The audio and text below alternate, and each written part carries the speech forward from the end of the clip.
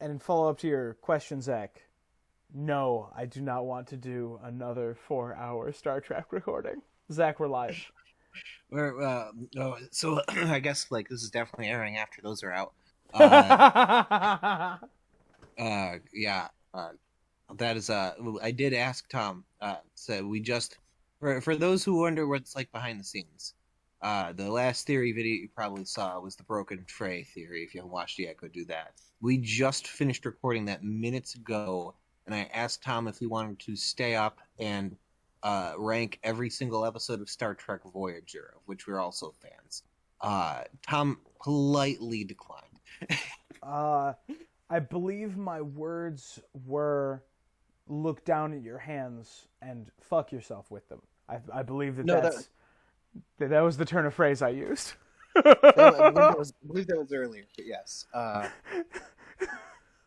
I'm sorry, did I get was more definitely specific? This specificity brought to you by our sponsor, the Bad Dragon Dildo Company. the best way to fuck yourself. Yes. Yeah! There it is! There's the slogan for the show. Yes. By the way, I wanted to tell you, Zach. We're already basically making the pitch here, right? Like, there's no reason they shouldn't sponsor us. We are very clearly cool with it and are going to show the product, like, completely, with, like, a smile. I say show the product, that seems, like, mean. We will very gladly promote your product, Bad Dragon. If you give us the sponsorship, we will every episode make a very nice shout out. We'll do an unboxing, whatever you need. Zach, by the way, I wanted to run something by you. There's now a non-zero number of people who watch these terrible videos for whatever reason. Over 100 subscribers. Yeah, all the cool YouTube channels have names for like the group of people who follow them, and I think I have one. Is it the membership? No, it's the people who name swords. That's a spicy one. I like the idea. I like the idea of calling them our membership because we can talk about our growing membership.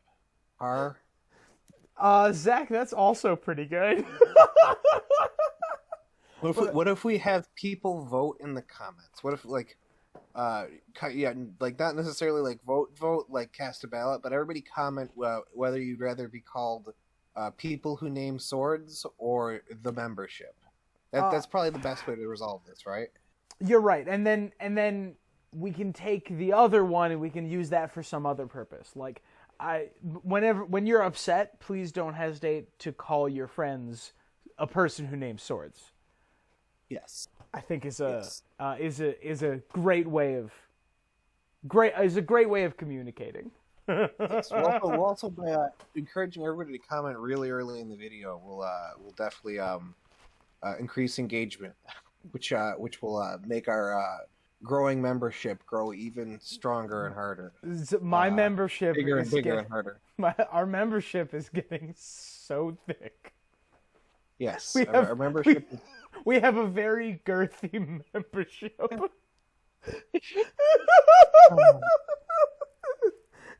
Hey, Zach. I wish we had demographics about the kind of people who are in our membership, so if I could determine whether it was a fat pink mass.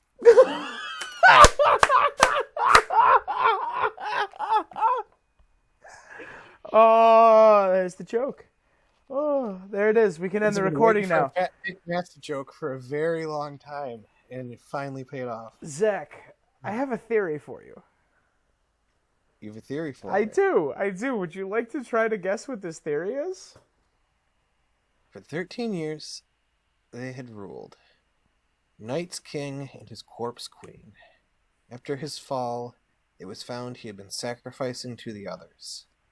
So, there's a lot to unpack here. So, there's the famous Night's King and his corpse queen, which is about a Lord Commander, I believe, of the Night's Watch, married an other, if the lore is to be believed, which is a pretty serious, like, almost sort of dereliction of duty if, like, you believe the Night's Watch is supposed to stop the others from, othering.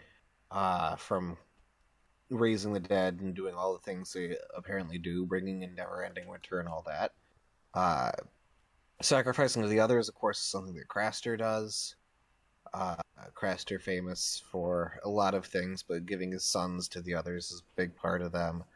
The Corpse Queen could be a lot of interesting things. A lot of people assume it's another, but like maybe it's a white, which there's some problems there. Or maybe it's somebody more like Melisandre, who by all rights should be dead, but is still living through seemingly magical means.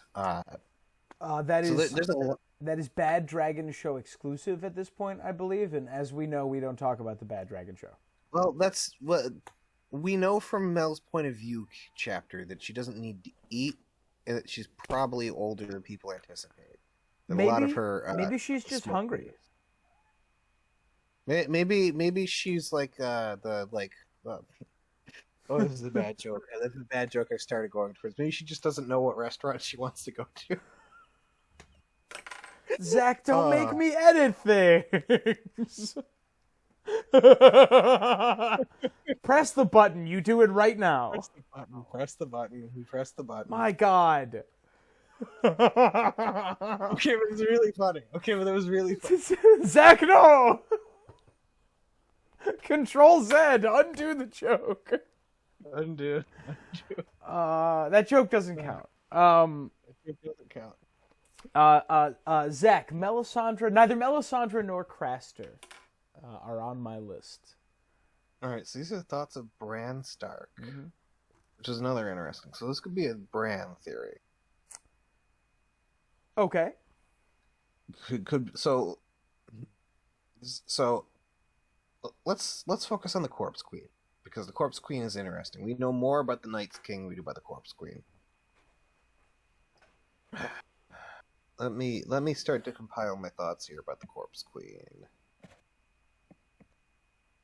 She is it's almost like sort of the Corpse Bride sort of situation from like that famous movie, The Corpse Bride. Yeah, Zach, this is kind of a Tim Burton-y theory, I will say.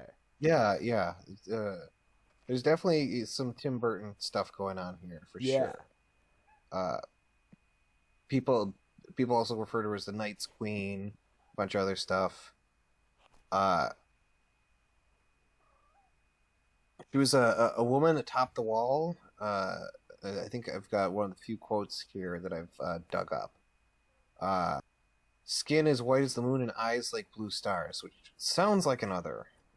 It does. It does. Yeah, Chaser loved her, although her skin was cold as ice. Yeah. And when he gave his seed, he gave his soul as when he gave his seed to her, he gave his soul as well. Mm-hmm. Which means that like there's a lot of inappropriate jokes I can make there, but I'll let you make all of them in your head. Speaking of head, never mind. Okay, she was a real soul sucker, if you know what I mean. She could really drain the life out of you if you catch my drift.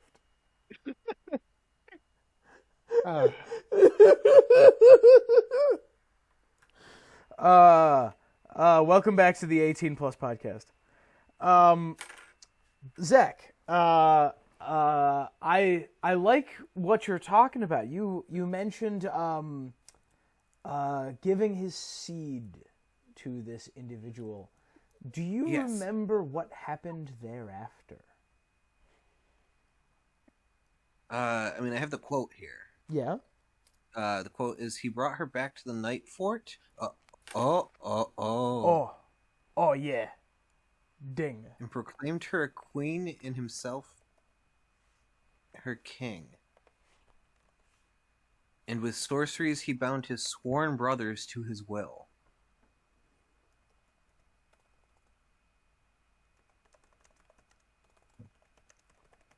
The Night's King sat at the Nightfort. That would make him a Bolton. Oh, that's the Dreadfort. Wait, well, that's right, the Dreadfort. Wait, who sits at the Nightfort? The Nightfort is one of the castles along the wall that is abandoned. Maybe it's mistranslation, and they're the same fort at one point. There's like a tunnel system underground, even though they're nowhere near each other. Wait, say that again? I'm just shit posting. Ignore me. No, say that again? Maybe there's a tunnel from the Night Fort to the Dread Fort. Welding.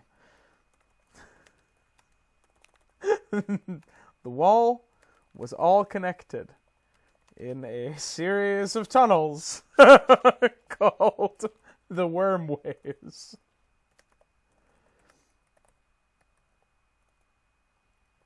Hold on, I need to make sure that I spelled that right. I was expecting to get a ding from me, like trying to like cover up my drunken mistake of conflating the Night Fort and the Dread Fort. Don't you mean apple juice induced? Sorry, apple juice induced. We cannot talk about the existence of alcohol in this Bad Dragon sponsored podcast. Yeah. We'll violate terms of service. You fucking dick. Speaking of fucking dicks. Our sponsor is Bad Dragon. There we go. And these are the thoughts of Jon Snow. Thoughts of... Spell it with like a Q and some extra letters, and it's a name of somebody marine. Thoughts of Jon Snow. Thoughts of Jon Snow. There it is. There we go. I don't think I'm gonna order these in any particular fashion. I'm gonna put them where they seem to fit. At least for right now. There you go. Well, let me continue reading through that quote, because that quote is apparently a huge part of the theory here. And I have the two most prominent quotes pulled up about the Corpse Queen here.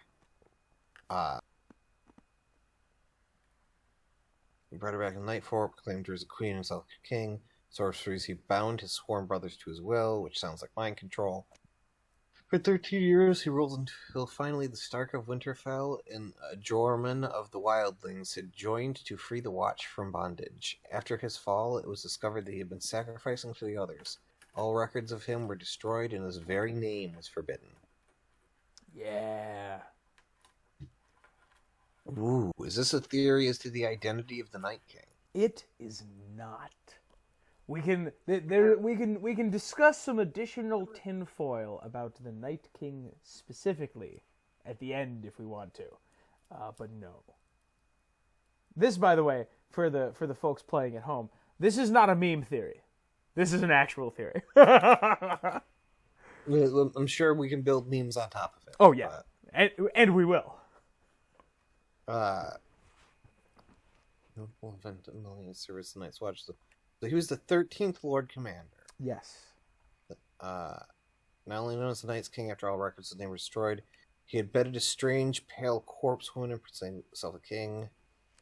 Terrible things were done by the Night Fort by his sworn brothers who were enslaved to sorcery. For 13 years he ruled this way. Oh. The same Jormungand was reported to have sounded the Horn of Winter, waking giants from the earth. You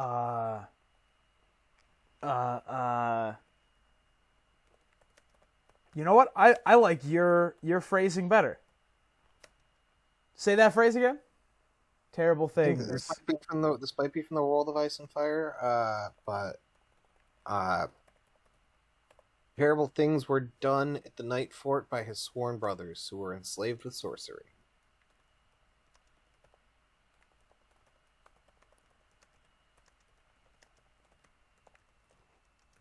With sorcery. I just have on my sheet bad things at the Night Fort, open parentheses, magic, close parentheses.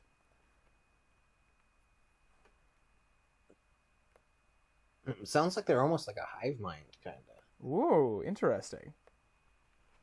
Which George R. Martin in the sci-fi writings has had no shortage of like hive mind sort of situations, from my understanding. I haven't actually read any of them. I've just watched Preston Jacob videos. Ha! Zach, I am happy to respond to that if at any point you want to. If you ever want to ask me directly about that you just said, you can. Otherwise, please feel free to keep going. Well, let me.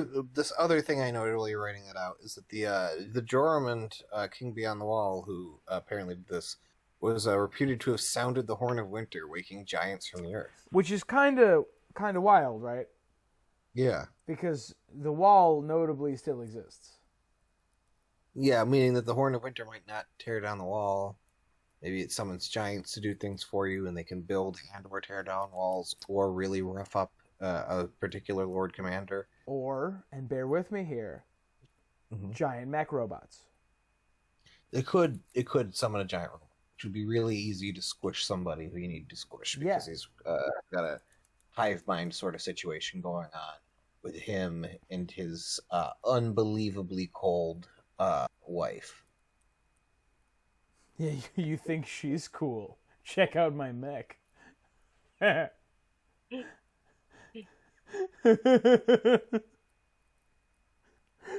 You think your wife gives you the cold shoulder? Wait till you meet mine.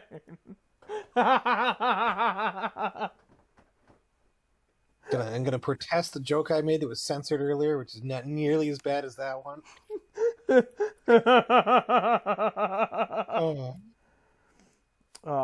joke is that married people hate each other. Boomer humor. Yeah. The Night's King was the 13th Lord Commander, making him have lived a very long time ago, insinuating that he may in fact be a boomer. Don't get married, kids, and also don't listen to people on the internet. No, don't listen to us about relationship advice in particular. Like if you check the audit logs, I don't think we're gonna come out as experts. Let's see, Zach. I ran the numbers. We both got needs improvement. That's definitely what my last partner would say. Anyway, Zach, we're talking about the nightfort. We are talking about the nightfort. So let me refresh my memory about the nightfort, because I was getting it conflated with the dreadfort previously. Yeah.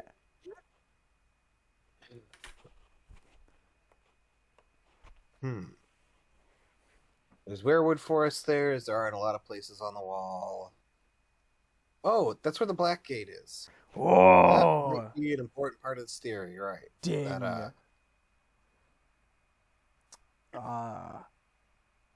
Yeah, where is it in here? Where is it? I know I wrote this one.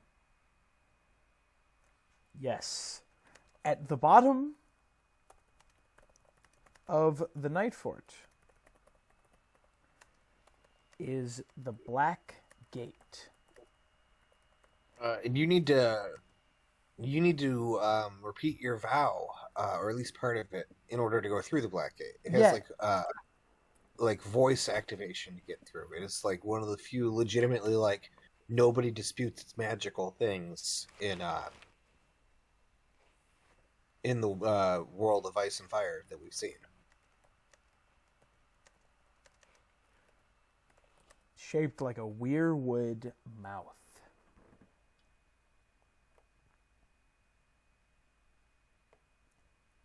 There you go. Yeah, there you go, Zach. So the Black Gate, which could be tied to those tunnels, because that's one of the few things that still exists from the original build there. Because apparently the castle was rebuilt a bunch. I'm skimming through the article here to refresh my memory. And there's also stone vaults underneath. There's a library, but of course there's libraries everywhere on the wall because maesters attend to it quite well.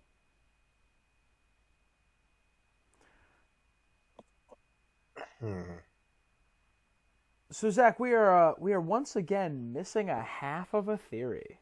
We're missing a half. It happens a lot, where like one half gets built up and the other half you have to leap to is not in distance, which might be a foreboding thing about the likelihood of the theory when that happens. spot. Yeah, because we tend to build things in that sort of fashion, where we have a mountain of good evidence, a mountain of good evidence, and then toothpicks between their tips. We build the keystone last. Yes. Well, it's the name of the game, right? Yep. Tom, I'm gonna need you to deal me a card. Zach, I'm rolling. I've rolled a physical die. You got an 8. 8. I'm scrolling. Yes, I was hoping you would get one of these. Quote, "Can I have his boots? They're almost new. Those boots."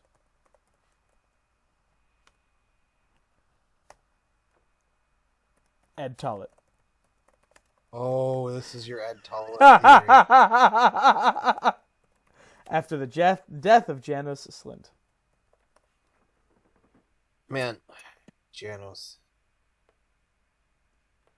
He's my favorite character from One Punch Man.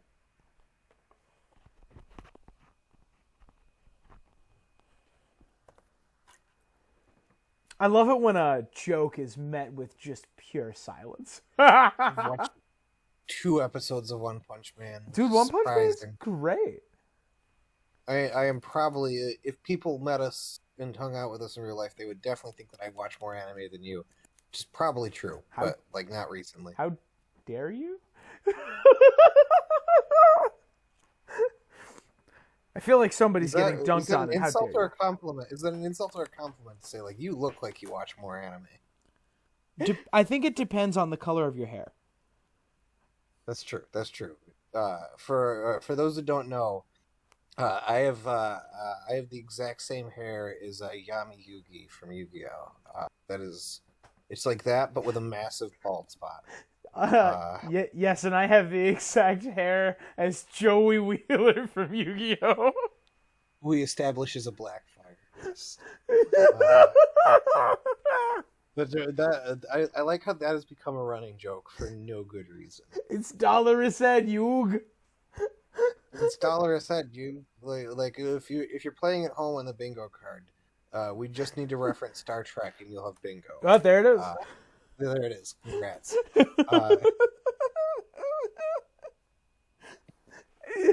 I get him with your dark magician, Yug. It's the only way to get through the Black Gate.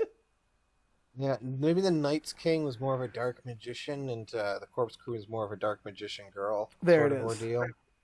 Can we get some fan art of that, please? I'm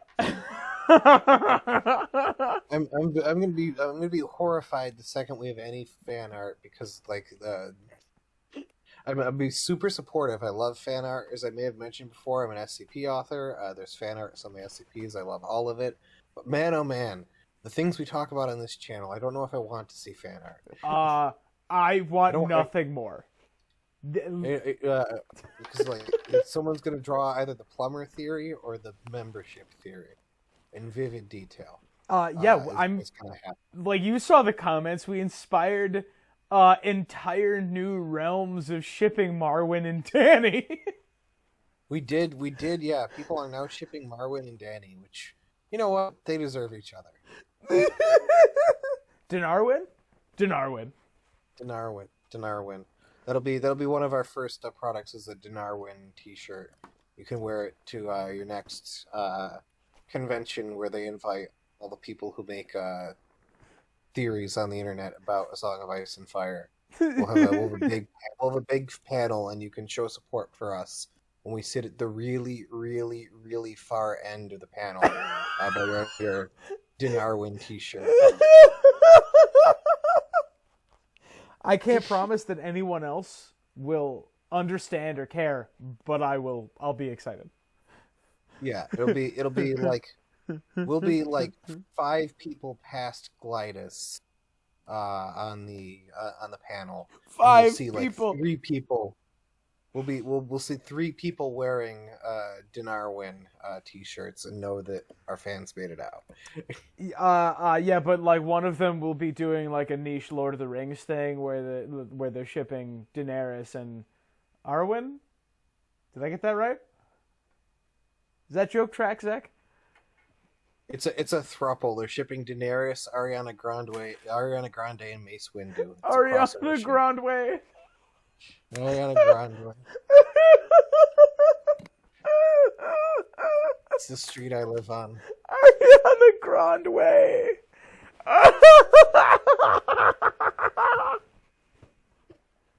Oh my god, I'm gonna die. I can't breathe. Zach, we're talking about the nightfort. We are talking about the nightfort. We're also talking about Ed Tollett, Dolorous Ed. One of my favorite characters. Consistently funny all the way through. Consistently, like, by the standards of the Night's Watch, a cool dude. He can be an asshole to the rest of the people serving there, but, like, that description fits everybody who's not Samwell Tarly. Zach, I have a couple of very funny Dolorous Ed quotes on this list. If you can tell me a funny Dolorous Ed quote, I'll give you one of these. It doesn't need to be one of the ones on the list. You just give me a funny Ed quote and I'll give you one. I'm gonna make sure I get it right by pulling up his page because I know my favorite Ed Tollett quote, which is as follows.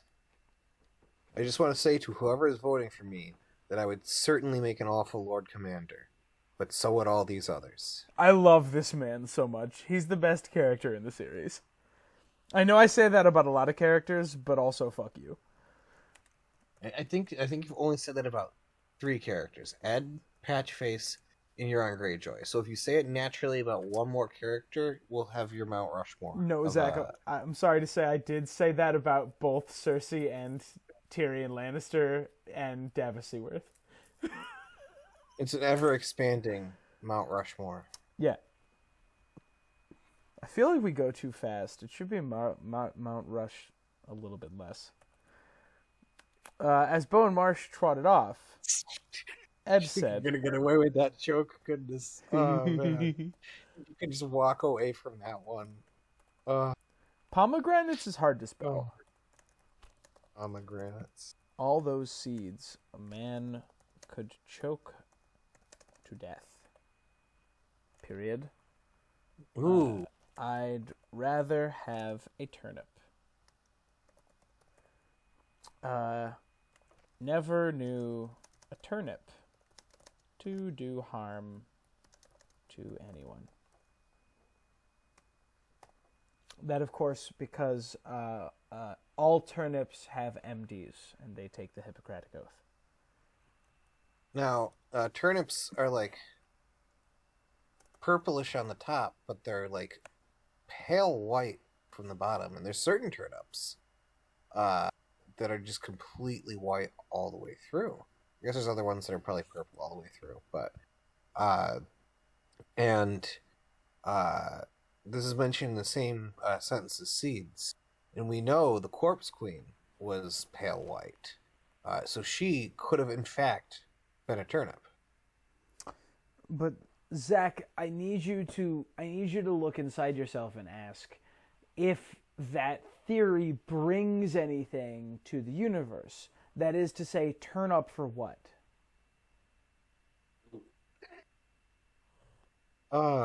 Wonderful Michelle Obama reference. I thought I was the only one who remembered her saying "turn up for what." Got him. I guess Michelle Obama remembers that at like 3 a.m. when she can't sleep. That's for you, Michelle. I know you're watching. That's the great. If they don't, that's the greatest amount of guilt you have over anything is a really bad pun. You're living a very good life. Yeah, that's I try to make that my weekly. We fill our lives with horrible puns to cover the rest of the guilt. So Zach, we have the as Bowen Marsh trotted off, Ed said, and I'm gonna try to do the voice that Roy Dotrice does. Pomegranates All those seeds could make a man choke to death. I'd rather have a turnip. Never knew a turnip to do harm to anyone. He sounds like Droopy the dog. First of all, who's ever choked in a pomegranate? Pomegranate's got all them seeds. He's also... I had to look this up. That is in reference to the Marsh coat of arms, which is like a pomegranate on a field of some shit or something.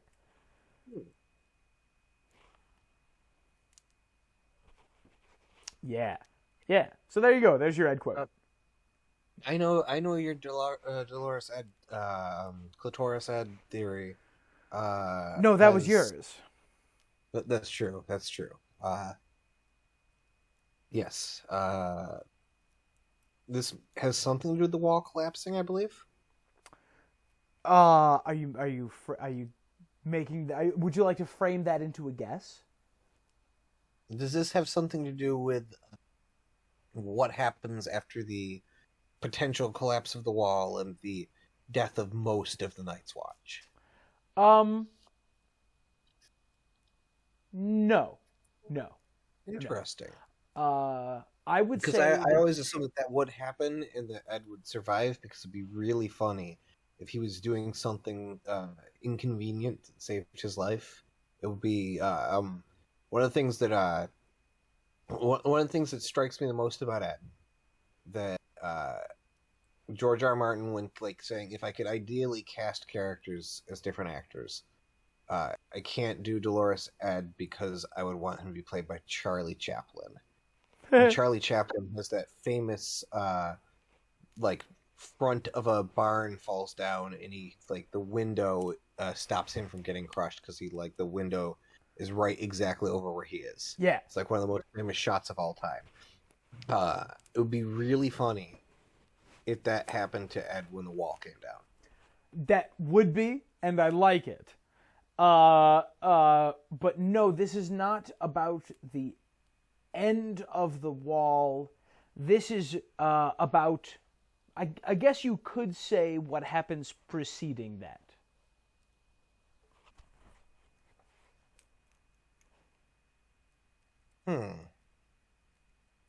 It's a good guess, though. It's a good stat. Yeah, there's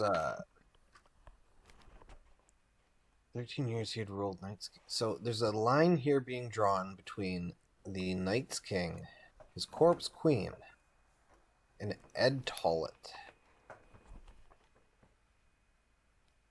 Interesting. So is the idea that Ed is going to end up with an other, potentially? No. Or is it... Wait, no. Is it the idea that... Is Ed been sent to the Nightfort? I know that one of John's things was to start staffing up the other parts of the wall, to start covering all the eventualities. No, Ed has been sent to... I forget the name of it. Ed has been sent to the place garrisoned by all the wildling spearwives. Is that the Nightfort? I don't think so. Because I believe someone else is at the Nightfort. No, Hint.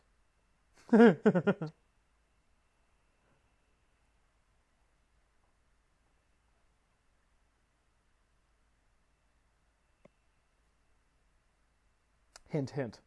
in charge of the Nightfort? I can go check. Who's in charge of the Nightfort? Oh, it's Stannis. Yeah, yes, there it is. And I have a quote here from Selyse Baratheon, actually.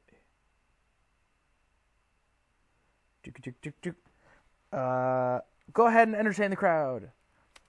All right. Stannis, Night's King theories are not unheard of. The idea that Stannis might actually be more of a dark figure in the stories, something that people have speculated before. And comparing him to the Night's King, there's some evidence for that people like to lean into. I believe this was a popular theory on Reddit a few years back.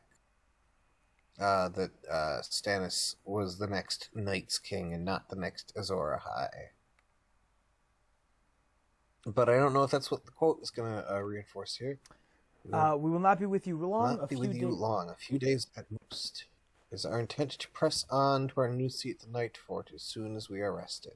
That is Selyse going to Castle Black because she hates Eastwatch. Correct. She is at Castle Black when she says that quote, but she wants to move right on along to the Nightfort. Fair. Yeah.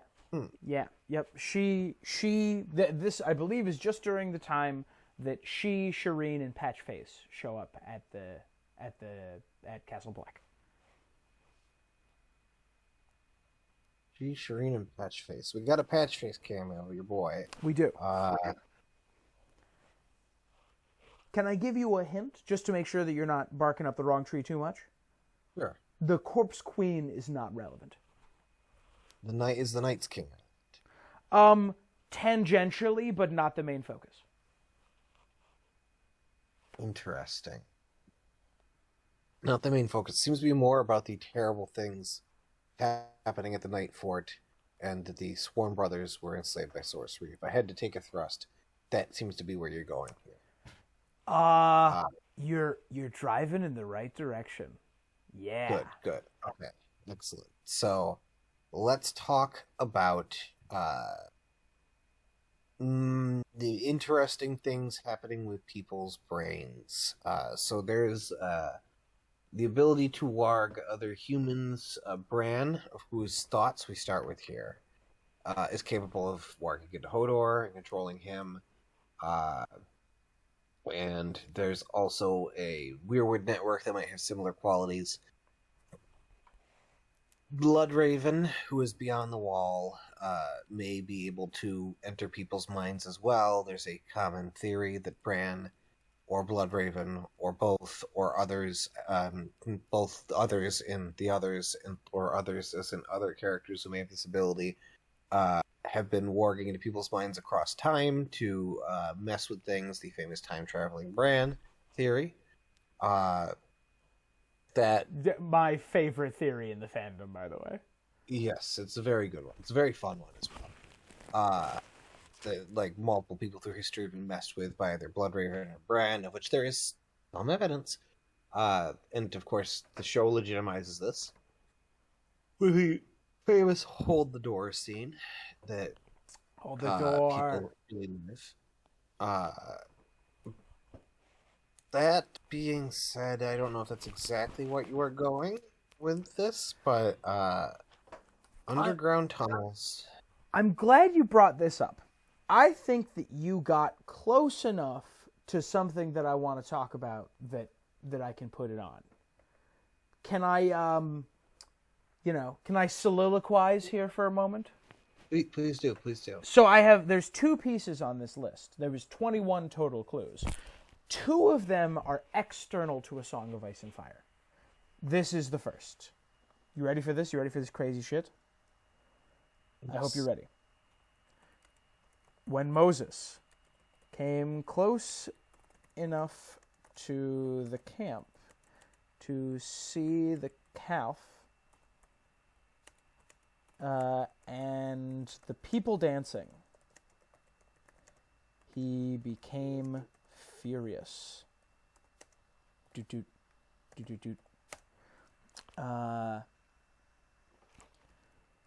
Aaron said, "Don't be angry with me. You know how determined people are to do evil." And that is from Exodus 32:19 through 22. Zach, this theory is so real that I brought Bible quotes. Wow. I thought I was really busting things out into new and brave directions by quoting George R. Martin's blog, but here we go. We're busted in the Bible. Oh hell yeah!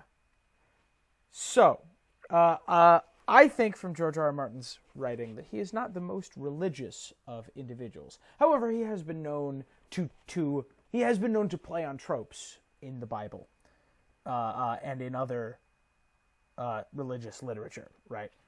I think that in particular, what? I actually do have a George R. R. Martin quote here that probably actually helps with exactly the argument. Because in response to his religious views, he says, "I suppose I'm a lapsed Catholic. You would consider me an atheist or agnostic. I find religion and spirituality fascinating." Perfect. And I think that this is an appropriate kind of discussion. There's two parts to this quote that I think are relevant. This first half. Do you remember this story from Sunday school? Do you remember the story of Moses and the golden calf? I was raised Presbyterian. Our whole thing was yeah, your life's already figured out. God knows what's happening. You could just chill and not worry about that. So my Bible verse is just not as great as people who are raised in religions where you were going to get tested on that as soon as you went to heaven. If you failed, you went to hell, sort of thing. Deeply unfortunately, I was raised Catholic. So as I was reading back through, I was reminded, as this theory started to form in my brain, I was reminded of this Bible story of Moses and the golden calf. Moses goes up onto the mountain and gets the 10 Commandments from. I watched the one Mel Brooks film. He gets the 15 Commandments. But he accidentally drops 5 of them and just hopes that nobody notices. The 15, the 10 Commandments. So he comes back down, and Mount Sinai, right? While he was gone, Mount Sinai. While he was gone, the people, the Israelites, have abandoned their worship of Yahweh, of this God, and started worshiping a golden calf. They crafted their own idol, and that I know this better from a musical. That's the musical adaptation of "Catch Me If You Can" that talks about how in a song "Don't Break the Rules." He almost dropped those tablets when he saw that golden calf. Yes, exactly. Yep. A really good cultural touchstone, and really good for and in a vacuum, kind of a compelling story, right? So that's the first part, and the second part I think is also relevant, specifically to the part that you were talking about. You said, is the terrible things that are going to happen at the Night Fort external? Are they time traveling shenanigans? For the purposes of this theory, I don't think that they're time-traveling Bran. I don't think that they're Bloodraven. I think that the terrible things that we're going to talk about, I think it's very George Martinian for them to be people who decided to do these things. Yes. Not Bran, not Bloodraven, not Melisandre, not even the dark sorcery controlling the people, the brothers at Nightfort being mind controlled. They were just following a dark and terrible faith. Yes. In the night. I think for the purposes of this theory, this is historical retconning. They were so shocked by what they were doing that they robbed them of agency. Yes. I am reminded of some of the stories of from those terrible, unethical but deeply fascinating social experiments that people did in the 50s and 60s. The old Stanford prison experiment. Exactly, where some of the people, some of the explanations that people tried to give were there must have been something wrong with them, right? There must have been some external factor that we hadn't accounted for, and it can't just be people doing these things, right? I think that for the sake of this theory, it's just people. And we can talk about maybe it's we can talk about maybe it's fucking time traveling, but we can do that at the end. That's true. Well, so that's yeah. Also, is the moral that you're supposed to take of the golden calf is that you can't leave people alone for 5 minutes without them doing something stupid? That certainly isn't the intended lesson, I think, but yes, that is what I'm trying to get at. Ding. Yeah. Excellent. I don't have one in particular, but yeah, that's what I'm driving at with that.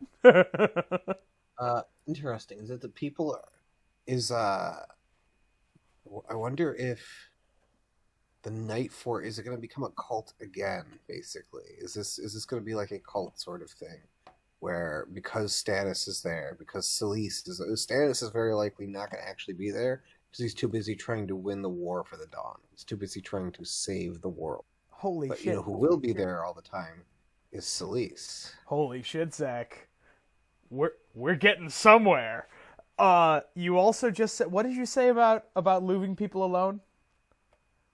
Like if you leave people alone, they'll do stupid things. If you leave people alone for 5 minutes to do something stupid, like I don't know, form a cult. Zach, I am very pleased to hear you say that because that is 100% a ding for the other external thing. Zach, do you remember? Can you name for me another story about leaving people alone for 5 goddamn minutes? Another story of leaving people alone for 5 goddamn minutes. Is it the Donner Party? No, but you're very much on the right track. I'm looking for fiction though. Although I could absolutely fucking throw the Donner Party in here too. You could. Leaving people alone for 5 minutes in fiction. You know what? While you're doing that, is it what's the fog?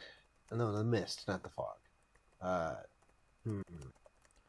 Is it the monsters are due on Maple Street? Famous episode of the Twilight Zone. Oh, Zach, I'm sorry. I'm sorry. Is it... I'm conflating this. This is a different thing. Which one was the Donner Party? The Donner Party was where everybody got stranded in Death Valley and ate each other. Thank you. Stranded in Death Valley. Death Valley. Yeah. Zach, thank you for adding that. That's really fucking good.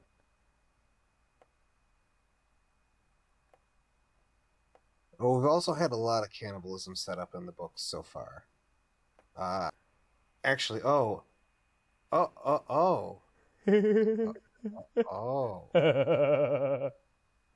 Yeah? Yeah. That's right near the pomegranate quote, isn't it?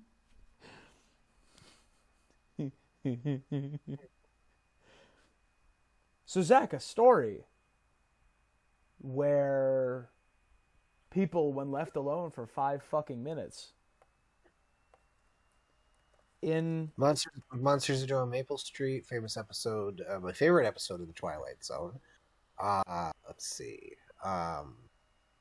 There's also, of course, if we're talking about things that they're set in a very cold area, there's the Thing from Beyond the Stars, famously adapted into film as The Thing. Ooh.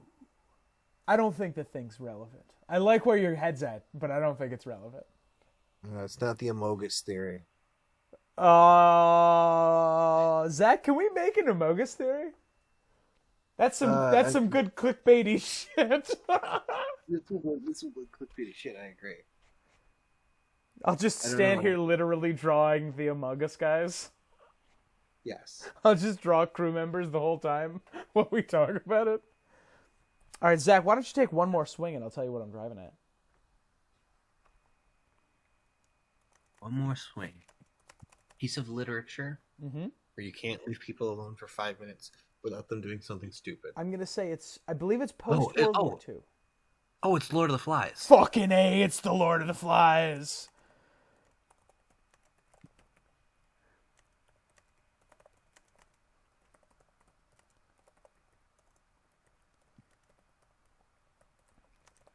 stranded children on an island, when left to their own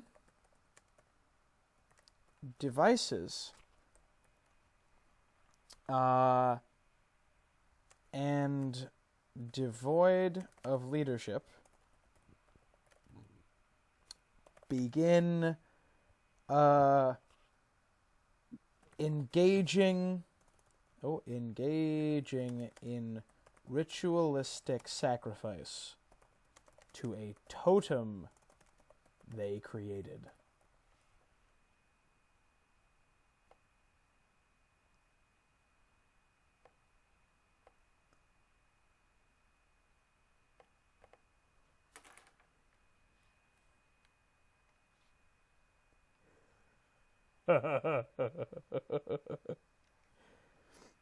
Zach, this theory ain't a meme. This theory's kind of fucked. This is interesting, and I think absolutely. Lord of the Flies being a thing that happens in a Lord of the Flies style where it's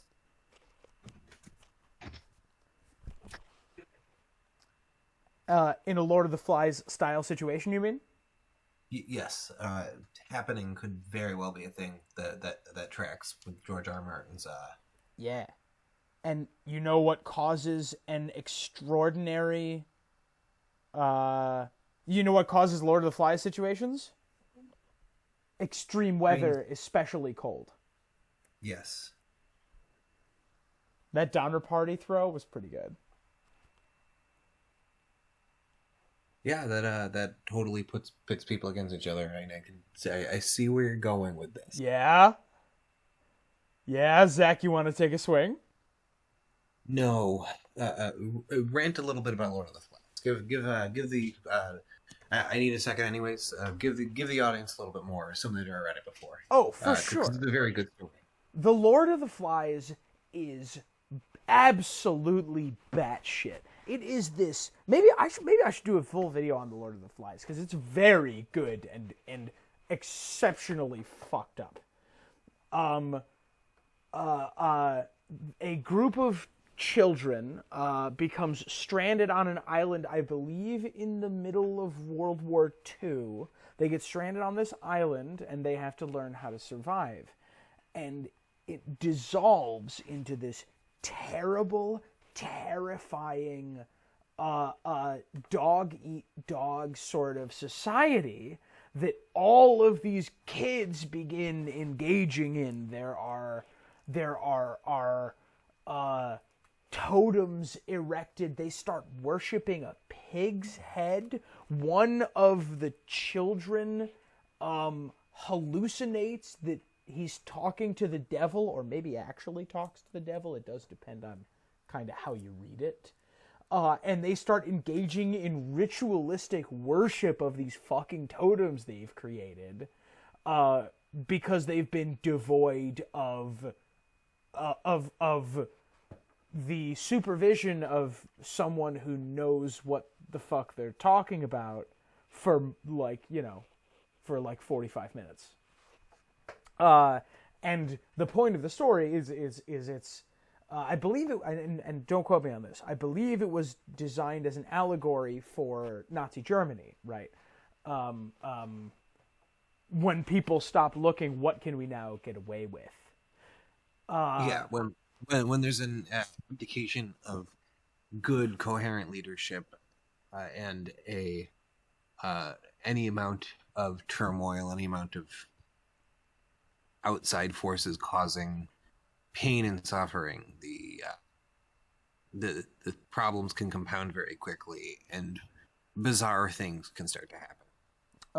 Zach, one of the kids, a boar that this child thinks is the devil starts talking to this child. That boar's head is the Lord the Lord of the Flies, right? Yes. And it's so fucking weird and creepy.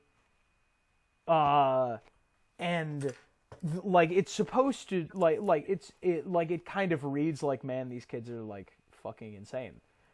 but it is this very cynical take on what would happen to a group of people who are desperate in situations where there are no consequences. Like if you're buried at the bottom of the night fort under 14 feet of snow with no food. Yes. Can I throw a couple at you that we've somehow sort of skirted around these? But I'd love to... I know the quote about the warm, the worst ways to die than warm and drunk, I believe you said is in this theory. Yes, I ended up pulling it, but it is still thematically relevant. I had like 40 and I ended up cutting that one. Did not improve it. Yes.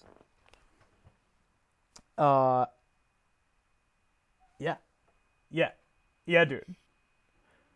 Can I give you a Dolorous Ed quote? Please do. Quote, "Careful of the rats, my lord. They make an awful squeal when you step on them. My mother used to make a similar sound when I was a boy. Must have had some rat in her now I think on it. Brown fur, beady eyes. Might be she had a tail. I never thought to check." Oh. That's a real rat cook sort of thing going on there. And of course the rat cook was a story about cannibalism. Zach, would you like to take a guess as to where that story takes place? Where does the rat cook take place? Is that at the night fort? It sure fucking is. Oh yeah. Yeah. All right, Zach. Oh, one more piece to this theory. There's a lot more that we haven't sort of gotten to, but there's one more piece. And that is from the beginning of... Well, not the beginning, like the first half of Jon's story in Dance, where there is this concern about all of the wildlings and all of the Night's Watchmen and all of the Kingsmen all staying at Castle Black, and how that is an incredible tax on food. And yes. Jon and Bowen Marsh express that they do not have enough food to get them through the winter. That is a consistent theme. And there's also like these... Consistent theme that has not been resolved with any meaningful, like, this is how we'll deal with it sort of thing. Yes. We haven't heard a strategy for how they're going to get enough food for it. Jon secures a loan from the Iron Bank with which he intends to buy food, but then he gets stabbed to death. And having enough money to buy food is not going to be helpful if there's shortages everywhere, which is winter is coming. Yes. As people often say. Food shortages are very likely, especially because there's a war going down south that has decimated a large chunk of land that people normally live on, and very likely affected the production. There's a food shortage at Castle Black. Let's say on the wall. And that's a problem, Zach. That's a problem. Especially when people are describing other people in terms of turnips. Yeah. Here's another quote. This one's from Pip. The night is dark and full of turnips, my children. Let us pray for some venison with some onions and nice tasty gravy. They talk about food fucking all the time. George R. R. Martin, people talk about how much he describes sex in detail, but dude describes food in detail way more often than like the sex.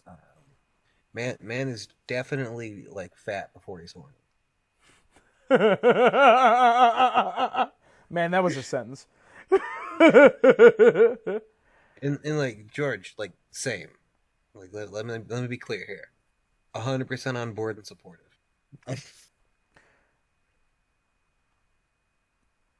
Let me string it together for you, if I may. If you don't mind. Unless you want to try to string it together. I think the theory here is that things are going to get very Lord of the Flies cult-esque with cannibalism and human sacrifice at the Night Fort, and that Ed Tollett might be either the victim or the perpetrator or both of that outcome. Abso-fucking-lutely. As a matter of fact, I would like to take it one step further. In the desperation, mirroring the Lord of the Flies and mirroring the story of Moses, I think that when that trapped in the Night Fort, who do we think is the POV here, by the way? Maybe Shireen? Maybe Shireen. what's the name of Davos's kid? He's there. He attends Melisandre. He could be there. But let's assume it's Shireen. I think that's appropriate. In this desperation in the dark, you see people slowly turn against the Red God that has promised them so much. While they're what good is this Red God? I'm starving. And they will find the Black Gate all the way the fuck at the bottom and start ritualistically sacrificing people to it and start eating them. I like this theory. I like this theory a lot. Yeah, me too.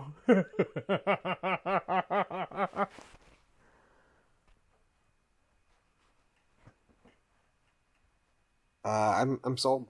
The sacrificing people to the Black Gate, one of the few things like canonically easily determined to be magic. Like one of the few things that everybody's just like, oh yeah, it works like that. It has a very creepy looking face. But in order to get the implication was kind of there already that it was part of some weird cult stuff with the Night King. Yeah. There's the Night's King sacrifice. By the way, he sacrificed his children. To the Black Gate, right? Yeah. And the Black Gate is at the bottom of this well, and it's this really fucking creepy place. The wormways are terrifying. Nobody has any food. And the pressure, the drama, the terrible, terrible drama in the Night Fort, in those scenes, has got to be spectacular. And let me put a rose on the top of this theory. Dolorous Ed Tullett Azor Ahai awakens a dragon from stone by butchering and eating Shireen at the bottom of the Night Fort, thereby infecting everyone at the Night Fort with greyscale. Ooh. Yeah. Some Fallout Vault shit, Zach. I don't know if Ed himself would be one to eat a child. That seems a little past what he's capable of. But can I go ahead and give you a Dolorous Ed quote? Please do. Yeah, here it is. Now I know why Stannis let the wildlings through the wall. He means for us to eat them. They look a stringy lot, and my teeth are not as sharp as they were when I was younger. Zach, is that a joke? Yeah. Yeah, it is. Repeat that. Quote, now I know why Stannis let the wildlings through the wall. He means for us to eat them. This is while they're touring the empty store. Well, not the empty, but the rapidly waning storage facilities. They look a stringy lot. John says they will not come to us eating the wildlings, and Ed goes, "Oh, that's good. They look a stringy lot, and my teeth are not as sharp as they were when I was younger." That's funny. That's funny. That's a funny line. unless Ed Tollett eats somebody. Then it's not funny anymore.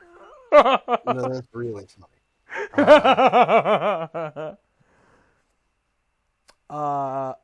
And this one I fucking love. They're walking through the tunnels, right? They're looking through their food stores, and Bowen Marsh says about the waning food stores, there will be disease too, bleeding gums, and loose teeth. And then he says, Maester Aemon said the way to fend that off was with fresh fruit or fresh meat.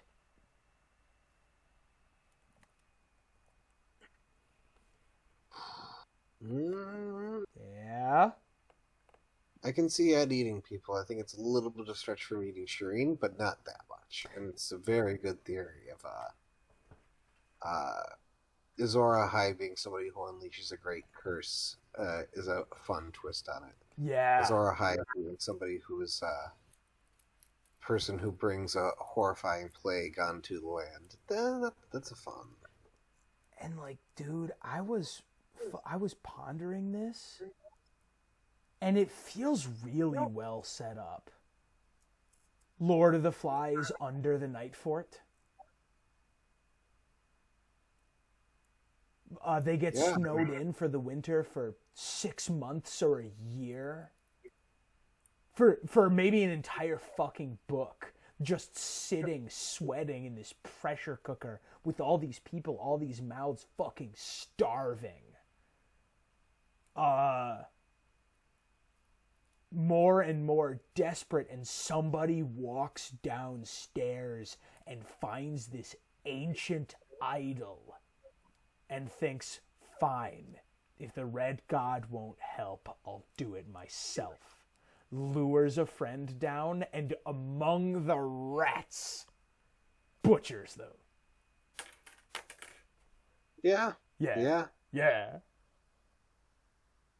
That is some scary, creepy, fucked up, set up George Martinian bullshit.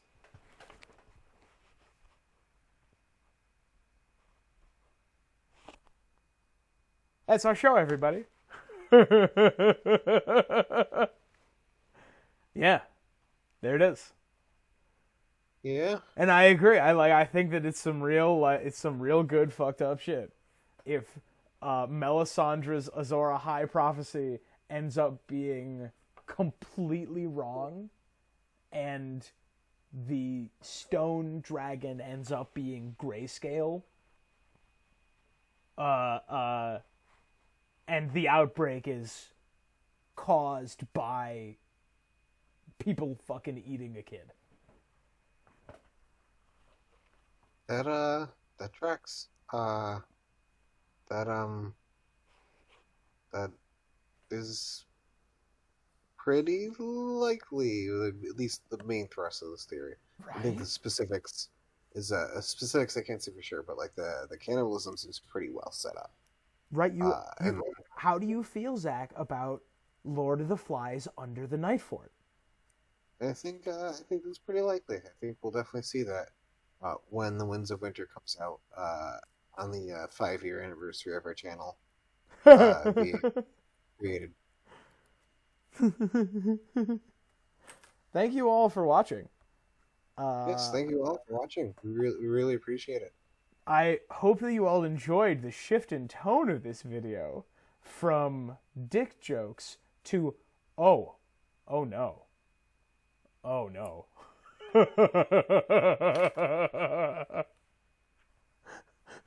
mean, a good A Song of Ice and Fire book has both.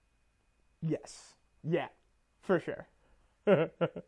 Zach, maybe Ed like is the only person to survive, and he like gets Shireen out. Maybe he what now? Maybe he's the only one to survive, and maybe he gets Shireen out. Yeah, it's possible. I don't like Cannibal Ed Tollett, but I guess that would kind of be the point. I wouldn't like Cannibal Ed Tollett, would I? No. I don't think he seems like he has enough of a moral compass and not to be on board with the weird cult-like direction they're taking. Well, that's the whole Lord of the Flies thing. That's the whole Lord of the Flies thing, isn't it? We all have a good moral compass until we haven't eaten in 14 days. That's true. That is true. And that is some George Martin-y stuff to write. I cannot at all deny that. That All right. is definitely very George Martin. All right. Thank you all for watching. Zach, say goodbye. Goodbye, everyone. Goodbye.